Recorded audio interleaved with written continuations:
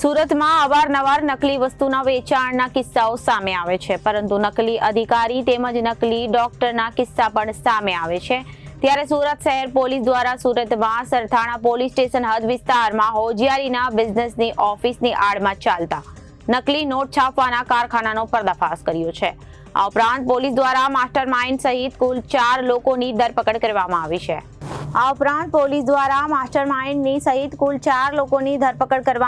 છે। અને તેમની પાસેથી 1,20,200ની નકલી ચલણી નોટો જપ્ત કરવામાં આવી છે।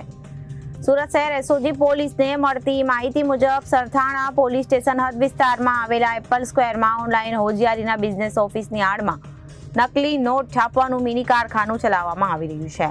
આ બાતમીના આધારે એસઓજી દ્વારા દુકાન પર રેડ કરવામાં આવી હતી અને દરમિયાન દુકાનમાં ₹100ની ઘરની દરની નકલી નોટો છાપવામાં આવતી હોવાનું સામે આવ્યું હતું।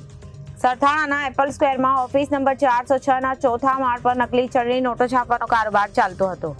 આ રેડ દરમિયાન પોલીસે રાહુલ ચૌહાણ, પવન બાનોડે તેમજ ભાવેશ રાઠોડની ઘટના સ્થળ પરથી ધરપકડ કરી હતી। મહત્વની વાત એ છે કે બાતમી ન મળ્યાના થોડા દિવસ સુધી આ વાતની ખરાઈ કરવા માટે એસઓજી પોલીસના માણસો થોડા દિવસ આ ઓફિસની આજુબાજુમાં ફર્યા હતા અને માહિતી કન્ફર્મ થયા બાદ રેડ કરવામાં આવી હતી। આ ઉપરાંત ઓફિસની અંદર 1,20,200ની નકલી ચલણી નોટોનો જથ્થો પણ પોલીસને મળી આવ્યો હતો। પકડાયેલા 3 આરોપીની પ્રાથમિક પૂછપરછમાં પોલીસને જાણવા મળ્યું હતું કે આ તમામ ઈસમોએ સાગર રાઠોડ સાથે મળીને 1 મહિનાથી ઓનલાઈન કાપડના બિઝનેસની આડમાં આ નોટ છાપવાનું કારખાનું શરૂ કર્યું હતું। વધારે નોટો છાપવા માટે પકડાયેલા 3 ઈસમોએ ઓફિસ પર એકઠા થયા હતા અને બીજી તરફ પોલીસ દ્વારા વોન્ટેડ આરોપી સાગર રાઠોડને પકડવા માટે પણ કામગીરી હાથ ધરવામાં આવી હતી અને તે સમયે મોડી રાત્રે બાતમીના આધારે પાસોદરામાં રહેતા સાગર રાઠોડની ધરપકડ કરવામાં આવી હતી। આ ઉપરાંત 4 આરોપીની હાલ પૂછપરછ પોલીસ દ્વારા કરવામાં આવી રહી છે। આ નોટ છાપવાનું મશીન તેઓ ક્યાંથી શીખ્યા અને નોટ છાપવાનું હુનર તેઓ ક્યાંથી શીખ્યા, ત્યાર સુધીમાં નોટ તેઓ ક્યાં વટાવી છે તે બાબતની તપાસ પોલીસ દ્વારા હાથ ધરવામાં આવી રહી છે।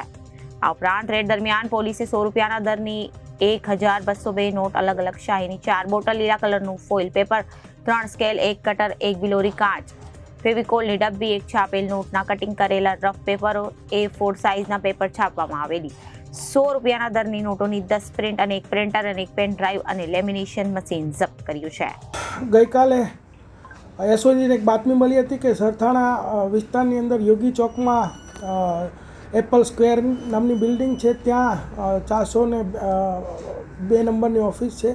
એની અંદર એમ કે હોજિયારીના ધંધાની આડમાં એક નકલી નોટ છાપવાનું કામ ચાલી રહ્યું છે। તો એસઓજી ત્યાં રેડ કરતાં ત્યાં 3 આરોપીઓ સાથે ટોટલ 1,20,200ની ₹100ના દરની 1,202 નકલી નોટ મળી આવે છે। તે ઉપરાંત ત્યાંથી એ નોટની અંદર વપરાતી શાહી, પછી સ્કેલ્સ, રફ કાગળો, પ્રિન્ટર તથા પેનડ્રાઈવ આવો વિવિધ મુદ્દામાલ જપ્ત કરી અને કાયદેસરની કાર્યવાહી કરવામાં આવેલ છે।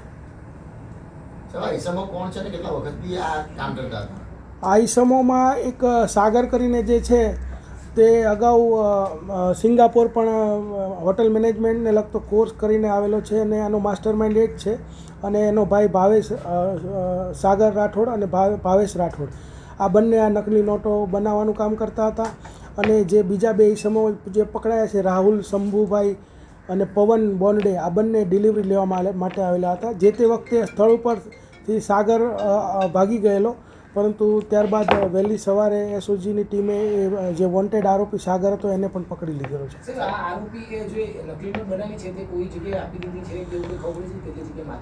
પ્રારંભિક જે પૂછપરછ કરીએ તો પહેલાં એ લોકોએ 10,000 રૂપિયાની નકલી નોટ બનાવેલી અને લારી ગલ્લે અથવા તો પેલી ચાની કીટલી ને એવી જગ્યાએ છૂટક એને વાપરીતી વરાછા વિસ્તારમાં। ₹100ની નોટ છાપવા પાછળનું કારણ છે?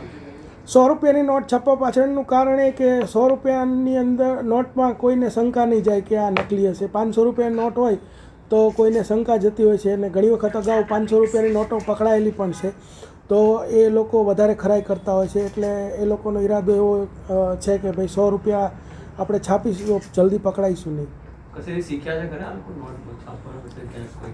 હા, એમને આજે સાગર રાઠોડ છે અને ફરજી કરીને એક વેબ સિરીઝ જોઈને એને વિચાર આવેલો અને ત્યારબાદ યુટ્યુબ પરથી વિવિધ વિડીયો દ્વારા બધું શીખી અને જે મુદ્દામાલ પકડાયો છે તમામ શાહી, કાગળ એ બધું એ સુરતથી જ અલગ અલગ જગ્યાએથી લઈ અને આ કામ કરતા હતા. સાહેબ કેટલા સમય પહેલા કરતા હતા એવું કંઈ ખબર પડી છે ક્યાંથી ચલાવતા હતા?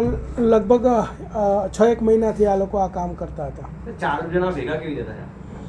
4 જણામાં જે ભાવેશ રાઠોડ અને સાગર રાઠોડ છે એ બંને ભાઈઓ છે અને એ બંને આ નોટ બનાવવાનું કામ કરતા હતા. અને જે બીજા 2 પકડાયા છે રાહુલ ચૌહાણ અને પવન બોંડે, જેમાં એક રાહુલ છે એ મધ્યપ્રદેશનો છે, પવન છે મહારાષ્ટ્રનો છે, પણ બંને રહેતા હતા સુરતમાં. અને એ 3 એક અસલી નોટની બદલે 3 નોટ આ લોકો એને આપતા હતા અને એ માટે ડિલિવરી લેવા આવેલા ને એ દરમિયાન જ ઝડપાઈ ગયેલા. ચારે ચારનો પહેલાં શું કામ ધંધો હતો? આ 4 10 એમાં સાગર છે 10 પાસ છે અને બીજા અભણ છે, એટલે નાનું મોટું પેલા ટેક્સટાઇલ માર્કેટમાં એ લોકો કામ કરતા હતા. સાહેબ આ જે આરોપીઓ જે છે તેનો ગુનાહિત ઇતિહાસ પેલા આને કહેતો કોઈ? ના, અત્યારે એવું કોઈ ગુનાહિત ઇતિહાસ હોય એવું ધ્યાનમાં નથી. દેશની કરન્સીને નુકસાન કરીએ કેટલું મોટું ષડયંત્ર. હા, તો આ લોકોએ સ્ટાર્ટ કરેલું અને આપણે એને તરત જ પકડી લીધા છે. ને ખરેખર એ સાચી વાત છે કે આ એક આપણા અર્થશાસ્ત્રને નુકસાન પહોંચાડવાનું કામ છે. અને એવી ઘણી બધી પ્રવૃત્તિઓ અત્યારે ઓનલાઈન ફ્રોડ ને એવું ચાલી રહ્યું છે. તો જે હંમેશા વધારે નહીં ચાલવા દેવું જોઈએ અને પકડાઈ જ જવું જોઈએ. સાહેબ આરોપી જે પકડાયા છે તેની સામે કયા કલમ મુજબ કઈ મુજબનો ગુનો નોંધ્યો છે એમાં? આરોપી જે પકડાયા છે એની સામે BNSની જે કલમો છે, BNS 178, 179, 80, 181 અને 61(1)(2) મુજબનો ગુનો દાખલ કરાયો છે.